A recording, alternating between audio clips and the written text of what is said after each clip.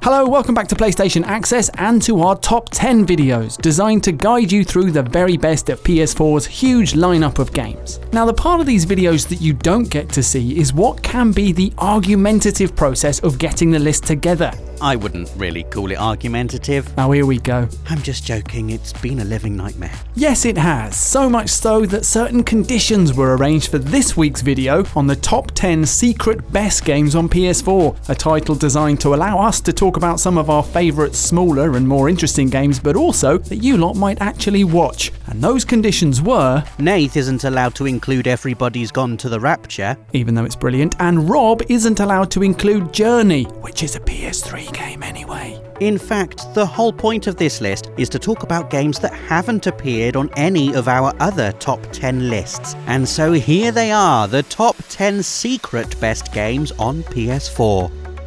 And we're starting with the beautiful, desolate world of Hollow Knight. Hollow Knight is the tiny game that could, a kick-started indie that somehow combines the mysterious richness of Dark Souls, clearly a narrative influence, with the compulsive challenge of the very best Metroidvanias. All that tied into a fantastic 2D platformer that invites us into a gloomy, gothic, subterranean kingdom packed with an elaborate fusion of Victorian insectoid imagery. And somehow it works, bound together by precise, expanding traversal and combat mechanics that offer a deep test of skill and a steep, rewarding learning curve for anyone inclined to make the necessary commitment. Also, as if the game could be any more machine tool to make me happy, it's got a tram system and a Stagway, a beetle-based fast travel network manned by the poetic, tragic figure of the last stag. Just the best. Next, we have the unique first-person adventure game What Remains of Edith Finch. Made by the same team behind PS3's The Unfinished Swan, Edith Finch is several things at once: a bookish walking simulator, a genre-shifting anthology, the interlinked stories of a family cursed over several generations. The game is framed by Edith Finch's visit to her childhood home, a huge, empty house full of secrets, hidden histories and hidden passages, rooms that Edith reads like books to uncover the grim fates of her forebears. These fragments of the past are playable, each one a departure from Edith's simple wandering, taking in a young girl's surreal dreams. An interactive comic book, and a vibrant fantasy life imagined while working on a factory line. It's extraordinary, and it all combines into a sad, Shirley Jackson-ish web of darkness and wonder.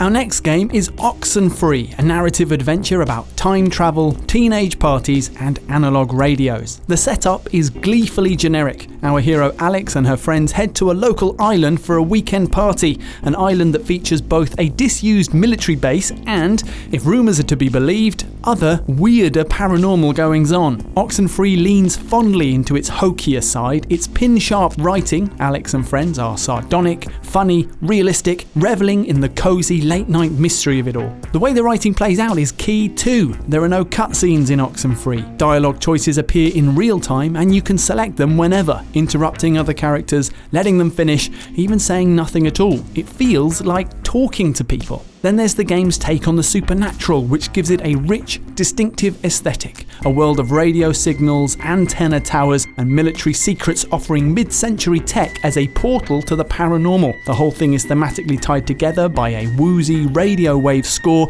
that feels part number station, part dazed teen drama, and part local horror story. Perfect for a game that combines all three. You'll give up the struggle to escape eventually. When I first started playing Rime, all I wanted was a short, beautiful platform adventure with gentle puzzles and nice music. You know, I wasn't prepared to finish the game a gibbering emotional mess. So yeah, watch out, would-be gentle platform adventure tourists, because you won't realise just how finely crafted Rime is until after you've finished it, each level shedding its true meaning under the glare of hindsight. But you must play Rime to the end, because it's one of the most unique experiences on PS4, a challenge challenging story woven through a haunting world of beautiful melancholy. The puzzles range from the obvious to the ingenious, while a constantly shifting landscape and wonderful score mean your eyes and ears are well cared for. Not your heart, though, not least of all when you have to take on this terrifying, unfathomably angry bird-like creature around the halfway mark. Honestly, for about a month after finishing Rime, I'd be frantically running for the nearest patch of shade every time I heard so much as a sparrow. Beautiful game, though. You really should play it.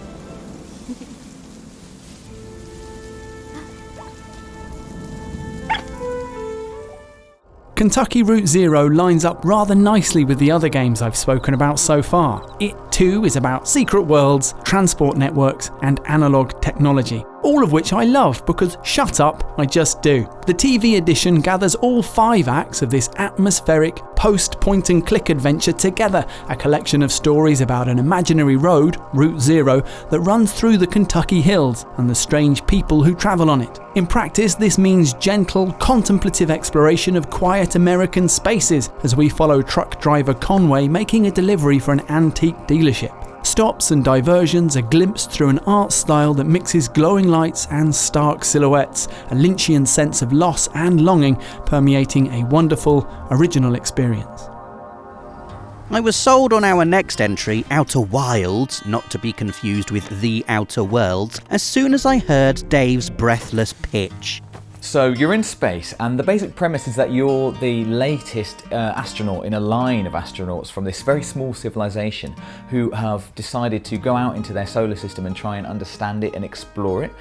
So you're in charge of this... Oh, sorry Dave, were you still talking? I'm already playing it, mate. You had me at you're in space. But then Outer Wilds is so much more than that. A uniquely ingenious open world, open star system, exploration game. You are tasked with A, survival, and then B, trying somehow to break the never-ending time loop whereby the sun explodes after 22 minutes and you have to start again. This isn't just a gameplay gimmick though, there's a reason for everything, and jumping back in every time, armed with ever-increasing knowledge, gradually piecing together a grand cosmic mystery in a game that's already got amazing puzzles and physics and super cool sci-fi ideas, just feels fantastic. Simply put, there's nothing else quite like Outer Wilds on PS4. You have to play it.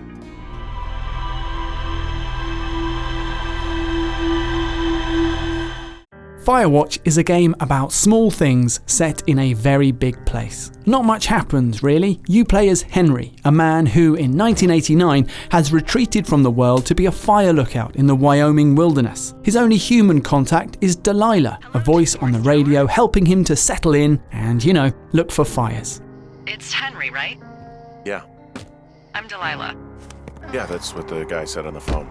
Firewatch zooms in on what being a person feels like. There are no cataclysms or earth-shattering events. There's mystery, uncertainty, the magnetic excitement of getting to know another human, things that feel big to the person experiencing them. And then there's the world, the huge, beautiful, putting it all in perspective world, which is both pretty to look at and does a great job of doubling down and making you feel small and human. Most of what you do in the game is Boy Scout your way through woods and over mountains, map in one hand, Delilah's voice in the other, pulling the thread of a mystery that builds from misbehaving kids drinking to something more urgent and consuming. But Firewatch isn't really about what you do so much as it is about how it feels to do it, to be a lonely, wounded person in the middle of a big, imposing place. We don't have grizzlies in Colorado. People killed them a long time ago.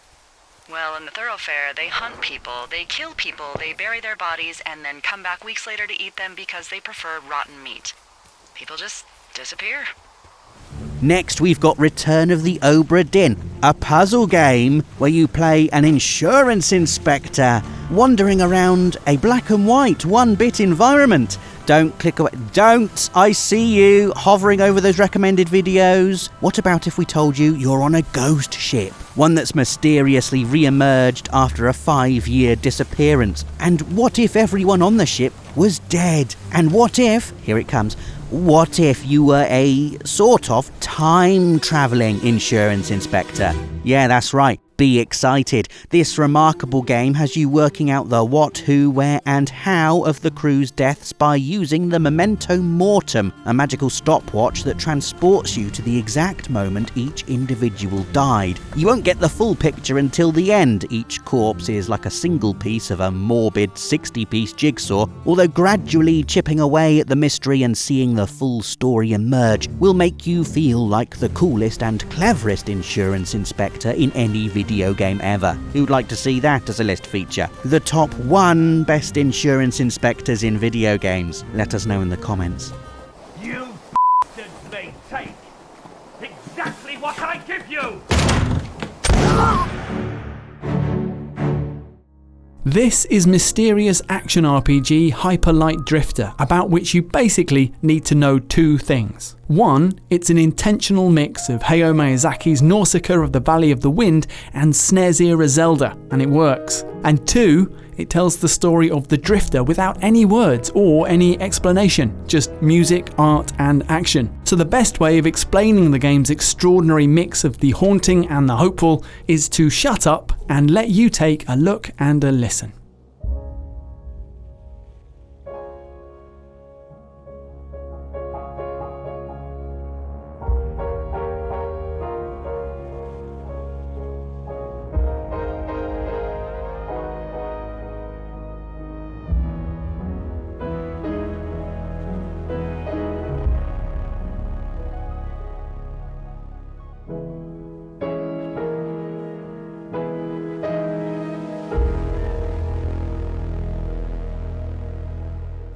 All of which leaves us with just one final game.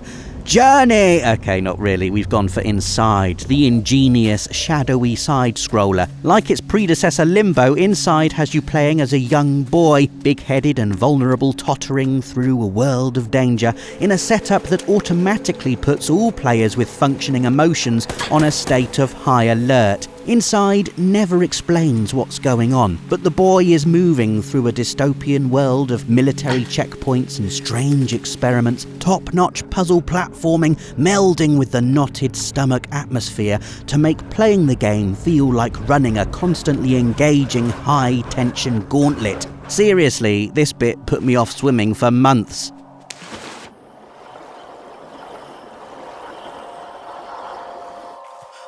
And somehow that's not even the scariest or weirdest thing in the game. Play it to find out what is, and also just because you should treat yourself to a pure, intense hit of pleasing design and masterful style.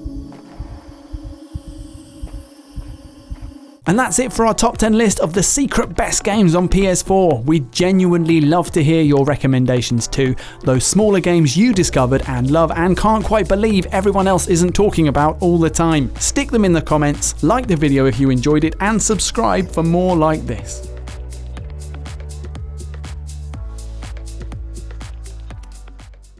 PlayStation